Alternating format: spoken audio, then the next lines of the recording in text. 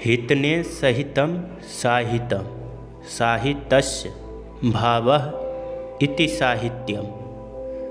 दोस्तों, साहित्य क्या है, आइए इस डायग्राम के माध्यम से समझते हैं। नमस्कार दोस्तों, स्वागत है आप सभी का मेरे इस चैनल पे। इसी प्रकार की ढेर सारे वीडियो देखने के लिए हमारे इस चैनल को सब्सक्राइब करें, वीडियो को लाइक करें, शेयर करें।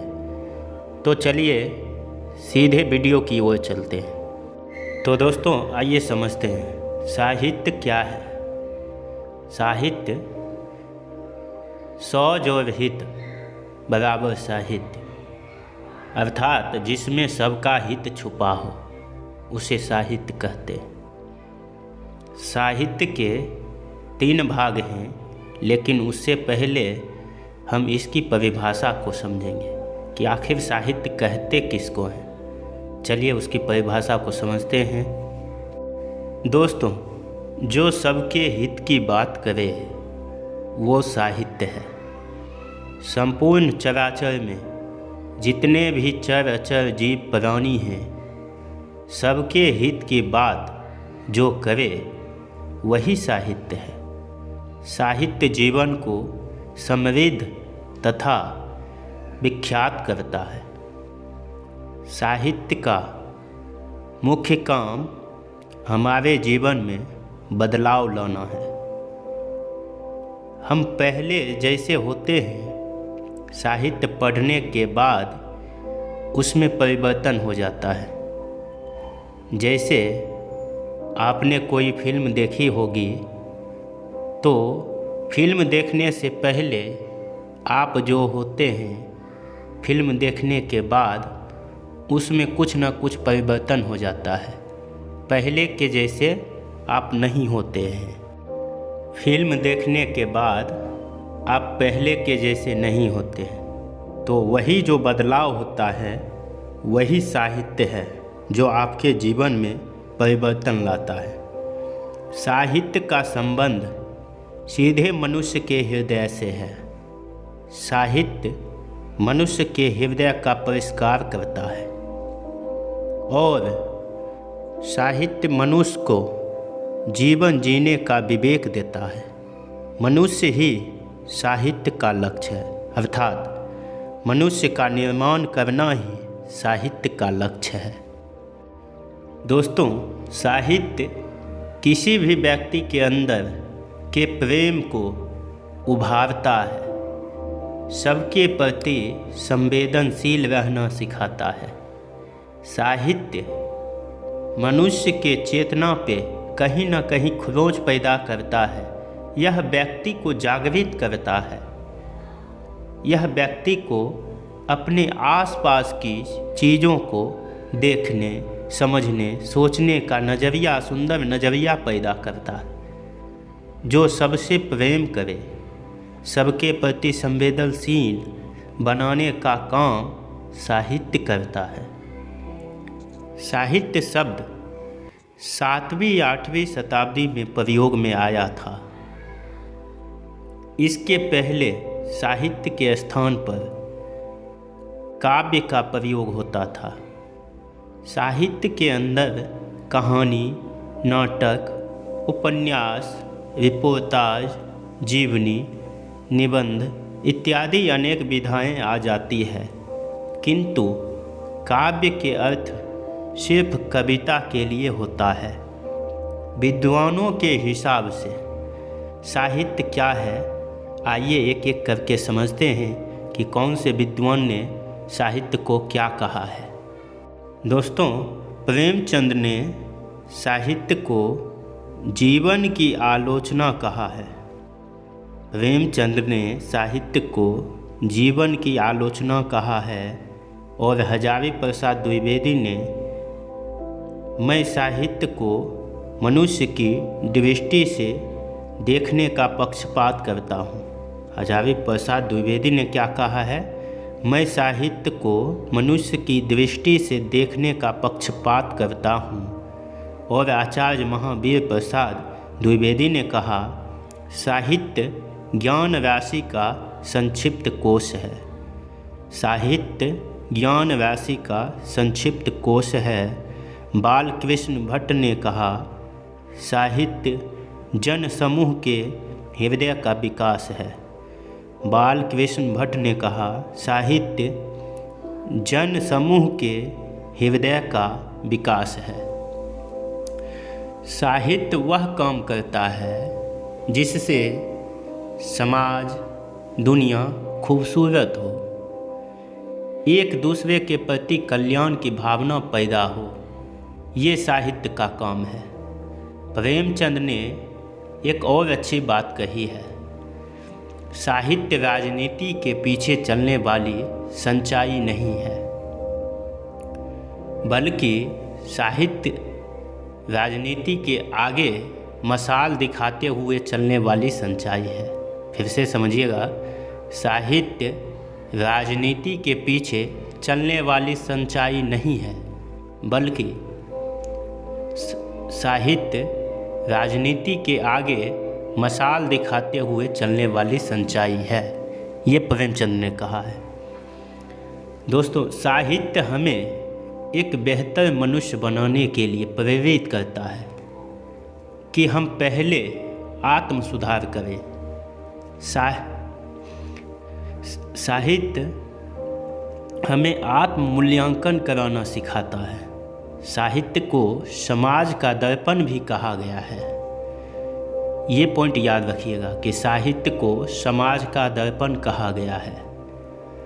समाज में जो कुछ भी होता है वह साहित्य हमारे सामने रखता है। समाज का आदर्श रूप क्या होना चाहिए, यह भी साहित्य हमारे सामने प्रस्तुत करता है। आचार्य रामचंद्र शुक्ल ने कहा, साहित्य जनता की चित्त वृत्ति का संचित प्रतिबिंब है। आचार्य राम शुक्ल ने कहा, साहित्य जनता की चित्त वृत्ति का संचित प्रतिबिंब होता है। सरल शब्दों में साहित्य लिखित या मौखिक कला का एक रूप है। इस परिभाषा सरल शब्दों में इसको हम कह सकते हैं कि साहित्य लिखित मौखिक कला का एक रूप है जो भावनाओं को जगाने या अर्थ पैदा करने और संदेश देने के लिए भाषा का उपयोग करता है। क्या है, फिर से समझिएगा इसको,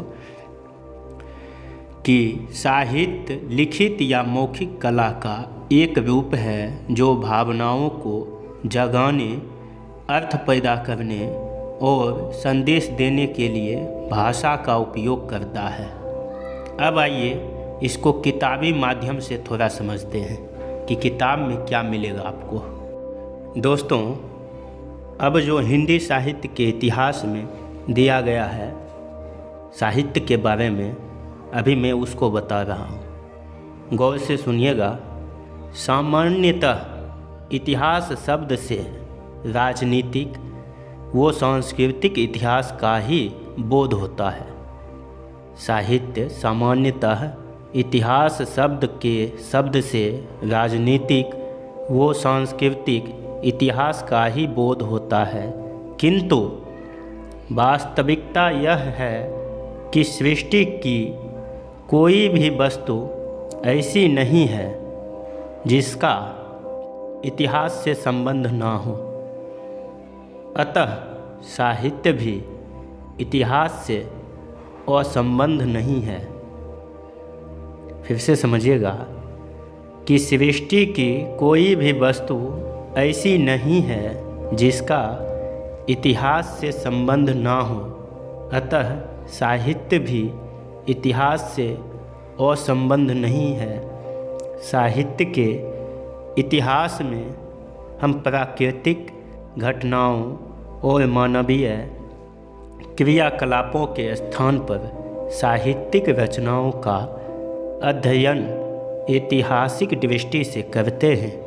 वैसे देखा जाए तो साहित्यिक रचनाएं मानवीय क्रियाकलापों से भिन्न नहीं है, अपितु वे विशेष वर्ग के मनुष्यों की विशिष्ट क्रियाओं की सूचक है।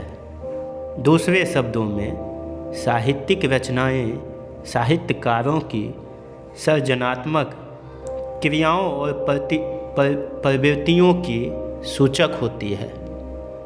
साहित्यिक रचनाएं साहित्यकारों की सृजनात्मक क्रियाओं और प्रवृत्तियों की सूचक होती है। अतः उनके इतिहास को समझने के लिए उनके रचयिताओं तथा उनसे संबंधित स्थितियों, परिस्थितियों और परंपराओं को समझना भी आवश्यक है।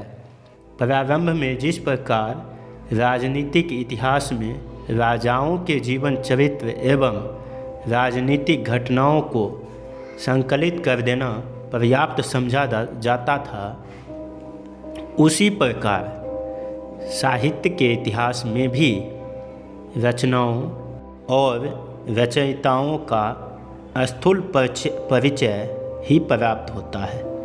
किंतु ज्यों-ज्यों इतिहास के सामान्य दृष्टिकोण का विकास होता गया, त्यों-त्यों साहित्यातिहास के दृष्टिकोण में भी तदनुसार सूक्ष्मता और गंभीरता आती गई। यद्यपि इतिहास के अन्य क्षेत्रों की तुलना में साहित्य का इतिहास, दर्शन एवं उसकी पद्धति अब भी बहुत पिछड़ी हुई है, किंतु फिर भी समय समय पर इस प्रकार के अनेक प्रयास हुए हैं जिनका लक्ष्य साहित्य इतिहास को भी सामान्य इतिहास के स्तर पर पहुंचाने का रहा है। तो दोस्तों, यह थी साहित्य इतिहास की परिभाषा जो हमने किताब से दिया है।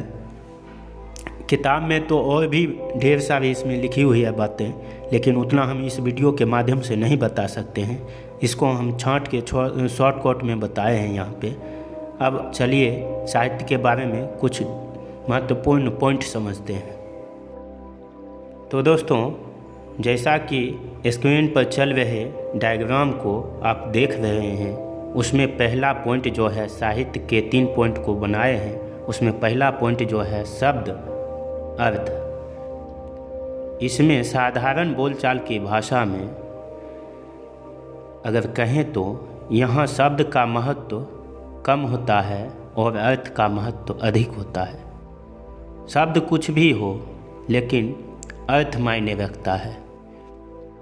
दूसरा पॉइंट है इसका शास्त्र विज्ञान। इसमें शब्द का महत्व ज़्यादा होता है।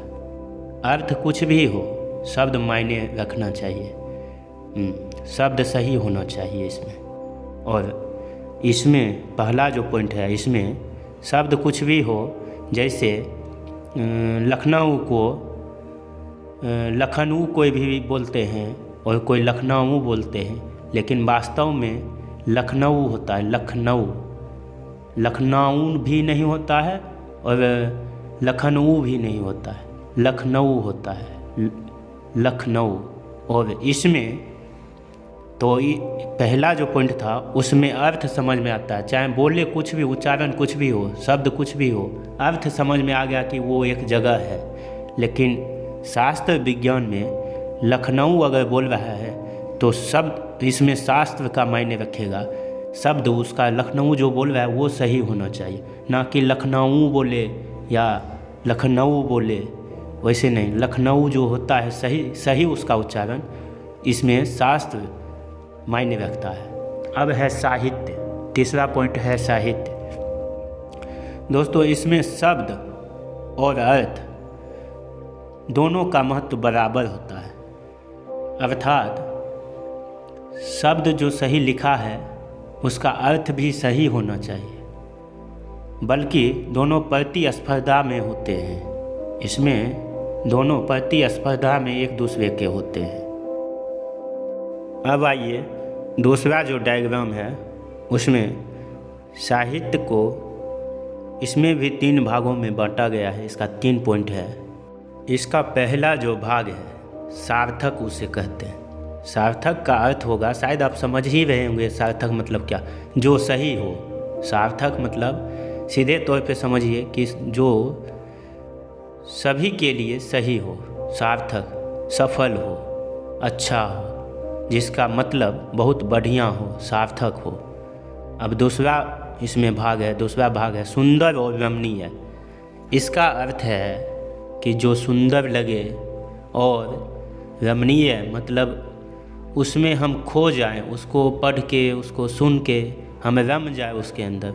सुंदर भी हो पढ़ने में और रमणीय भी हो, उसे साहित्य कहते हैं। तीसरा है सामाजिक हित। तीसरा भाग जो है सामाजिक हित, जो समाज के हित लिए लिखा गया हो, जो समाज के हित लिए बना गया हो, वो साहित्य है। तो इन तीनों भागों के माध्यम से भी हम साहित्य को समझ सकते हैं। अगला जो है साहित्य का अगला जो डायग्राम में भाग दिया गया है उसमें है पद्य, गद्य और चंपू काव्य। दोस्तों पद्य क्या है, आइए उसको समझते हैं।